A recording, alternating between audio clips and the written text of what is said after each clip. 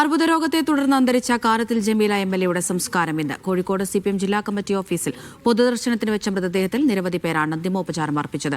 Koyilandy town ഹാളിലും ഉച്ചകഴിഞ്ഞ് തലക്കുളത്തൂരും പൊതുദർശനമുണ്ടാകും. വൈകിട്ട് 5 മണിക്ക് ഔദ്യോഗിക ബഹുമതികളോടെ അത്തോളി കുനിയിൽക്കടവ് ജുമാ മസ്ജിദിലാണ് ജമീലയുടെ മൃതദേഹം ഖബറടക്കുക.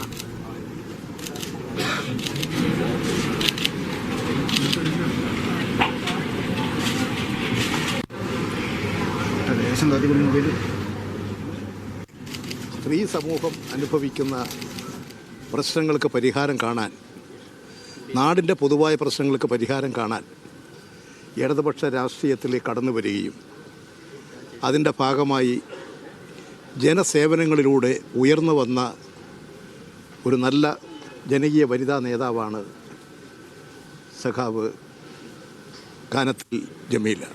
MLA എന്ന നിലയിൽ ഊർജ്ജസ്വലയായിട്ട് പ്രവർത്തിച്ച, സഭയ്ക്കകത്തും പുറത്തും പ്രവർത്തിച്ച ഒരാളാണ് സഖാവ് കാനത്തിൽ ജമീല. മികച്ച MLA എന്ന നിലയിൽ, അതോടൊപ്പം മണ്ഡലത്തിലെ വികസന പ്രവർത്തനങ്ങളിൽ ഒക്കെ അവർ നൽകിയിട്ടുള്ള സംഭാവനകൾ എല്ലാ കാലവും ഓർമ്മിക്കപ്പെടും. തദ്ദേശ സ്വയംഭരണ സ്ഥാപനങ്ങളിലും നിയമസഭയിലും അവരുടെ പ്രവർത്തന മികവ് പ്രകടമായിരുന്നു. സാധാരണ ജനങ്ങളുടെ ജീവിതത്തിൽ ആശ്വാസം നൽകുന്ന പദ്ധതികളിൽ അവർ ജില്ലാ പഞ്ചായത്ത് പ്രസിഡന്റായിരിക്കുന്ന സന്ദർഭത്തിൽ സദാ വ്യാപൃതമായിരുന്നു.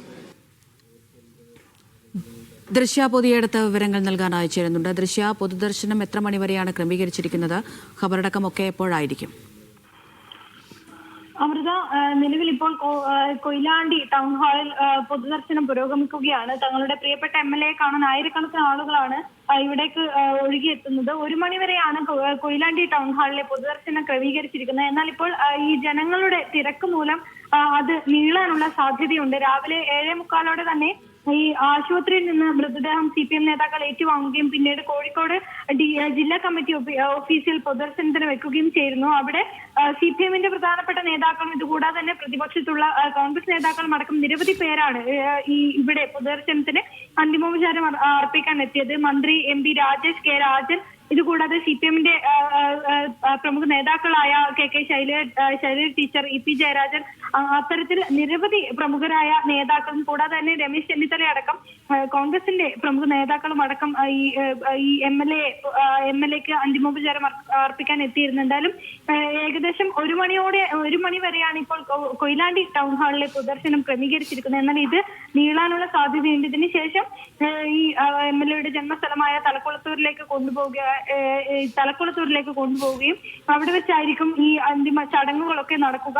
എന്തായാലും ഈ മലബാറിലെ തന്നെ ഏറ്റവും പ്രധാനപ്പെട്ട ഒരു നേതാവായിരുന്നു, സ്ത്രീ നേതാവായിരുന്നു ഈ കാനത്തിൽ ജമീല. ഇവരുടെ ഈ പ്രവർത്തന പരിചയമുള്ള മേഖലകളിലൊക്കെ തന്നെ ഈ മഹിളയായിക്കോട്ടെ, അല്ലെങ്കിൽ ഈ CPMന്റെ മേഖലയിലായിക്കോട്ടെ, രാഷ്ട്രീയത്തിലായിക്കോട്ടെ, എല്ലാ തരത്തിലും തന്റെ കഴിവ് തെളിയിച്ച്, തന്റെ വ്യക്തിത്വം തെളിയിച്ച ഒരാൾ തന്നെയായിരുന്നു ഇപ്പോൾ വിടപറഞ്ഞിരിക്കുന്നത്.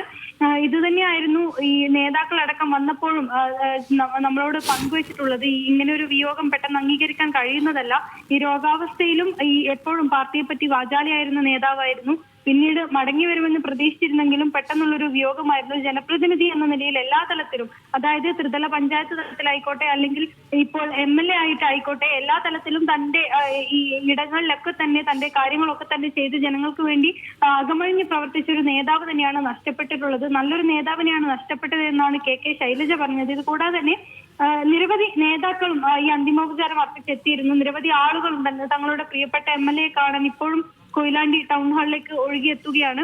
അത്തരത്തിൽ ഈ 1 മണിവരെയാണ് ഇവിടെ ക്രമീകരിച്ചിരിക്കുന്നതെങ്കിൽ പോലും പിന്നീട് തലക്കുളത്തൂരിലേക്കും പിന്നീട് അന്തിമോപചാര ചടങ്ങുകളിലേക്കും കടക്കാനിരിക്കുക. 5 മണിയോടെയാണ് ചടങ്ങുകളൊക്കെ ക്രമീകരിച്ചിരിക്കുന്നത്. എങ്കിൽ പോലും ഇതും നീളാനുള്ള ഒരു സാധ്യതയാണ് കാണുന്നത്. നിലവിൽ ഇപ്പോൾ കൊയിലാണ്ടി ടൗൺ ഹാളിൽ ഈ പൊതുദർശന ചടങ്ങുകൾ പുരോഗമിക്കുകയാണ്. അമൃത. ദൃശ്യ പൊതിയെടുത്താണ് വിവരങ്ങൾ നൽകിയത്.